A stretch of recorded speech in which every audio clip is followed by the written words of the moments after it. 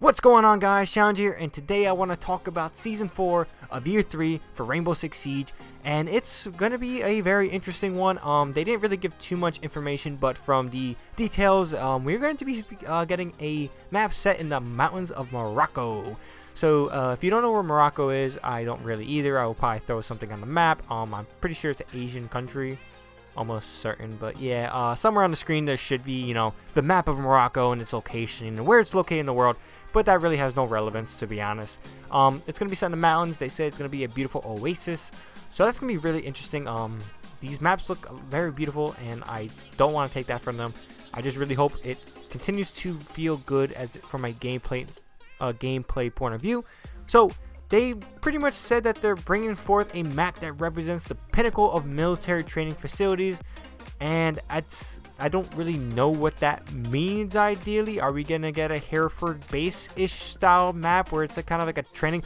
Ooh, Modern Warfare, Call of Duty Modern Warfare, like when Call of Duty was really good. Yeah, I'm getting into vibes right now. I don't know, it just hit me right now of the training facility and how they had a map. I forget what the map was called. I don't know what it's called, but should be something on the screen. But the map was like a multiplayer map, and it took place within a training facility. So that's kind of a cool thing. I actually think the way they're describing it. Again, I don't really think this is going to be kind of like Villa or other maps like that are going to be in a real location. I think that when they say they're going to be sticking to like the pinnacle of military training facilities, I really expect it to look like a military training facility. With that being said, this should bring a lot of good things when it comes to gameplay wise. If there is a theme of military training facilities, they can really play with the aesthetics, the level design, and they can pretty much go all out and just making sure we get a very good siege experience rather than a really immersive experience. Siege experience and immersive experience are two different things. Siege is like, the strategies, there's all these different things that fit to the gameplay standard that Ubisoft presented, and immersive stuff is just creating a real world location that you believe that you're actually in. So I really like the fact that it sounds like it's going to be, a more gameplay driven map when it comes to strategies. So that's really good, really interesting. Now getting on to the operators, we don't have that much. We know the first guy, well, there you go, I just said a guy, but the first operator is a defender, and the commander himself who is a static, I do not know what this is. Oh, basically this is the guy that basically said, oh, let's go to the mountains over here in Morocco. That's all he is. There is nothing too much about what he does here in their post. Strict and imposing, he inspires respect and taking it upon himself to guide the future of Moroccan special forces. Really gives you no kind of idea of what the hell he's going to be doing. Maybe I know we're not that much well into it. Maybe he's a global buff for defenders. I think that will be actually really interesting, and will even things out with Finka and him. I don't know what they're going to do for a global buff for the defenders. Kind of Rook is kind of a global buff, but not too much. But I think they're implying that he might be a global buff. And if that's the case, I'm not against it. Again, I know a lot of people are against global buff operators that just benefit the whole team as a whole. But again, I think with the fact that Finka and Lion on the board, there needs to be some defender that gives a global buff to the defending side. Now, the second operator, again, we don't got too much, but is an attacker. Now, she basically, they talk about her just being like really, she can climb mountains and stuff like that. But the highlight thing they talk about was that, she basically has a knack for pushing the enemy back. Now, this is two things. She could be a shield operator. Now, why I don't think she's a shield operator?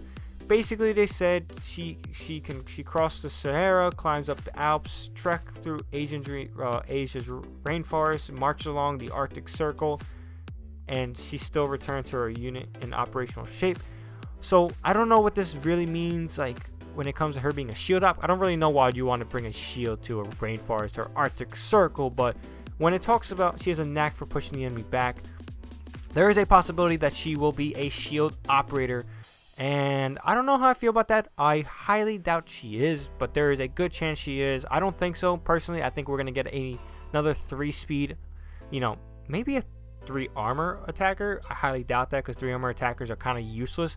but I think we'll get a 3-speed attacker.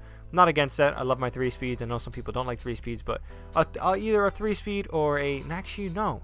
No. I take that back because Maverick is a 3-speed. But we haven't got a, I was going to say we haven't got a 3-speed in a while, but we had Maverick last season. But again, maybe we'll probably get a 2-speed, 2 armor, but I hope it's a 3-speed. Again, I really like attacks being 3 speeds. They kind of, in situations, the seasons became a little bit of a slower paced game and things are getting down to the wire a lot, so I like the fact of me being able to just run in the objective, plant, secure, whatever. But that's pretty much all I got for this.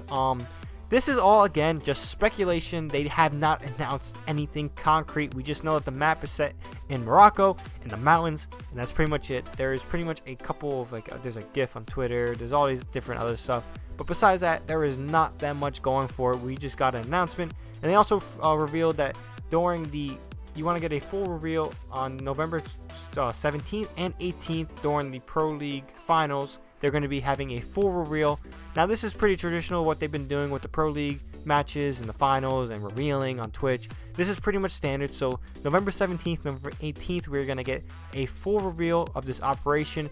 And in between that, expect a lot of, tweets from Rainbow Six or, Rainbow Six Siege, Ubisoft, whatever, basically teasing the new operators and stuff they do, their cinematics, stuff like that. Without further ado, hope you guys have a good one. Hope you guys found this video informative. Hope you guys are also very excited for Season 4 of Rainbow Six Siege in Year 3. It's been a long journey, and I am still loving this game. I'm glad they're still supporting it 3 years after that, shaky launch. But without further ado, hope you guys enjoy this video. You guys want more Rainbow Six Siege news updates, coverage, gameplays? Oh yeah, definitely check out my latest video. It's pretty awesome. You see it right there on the screen.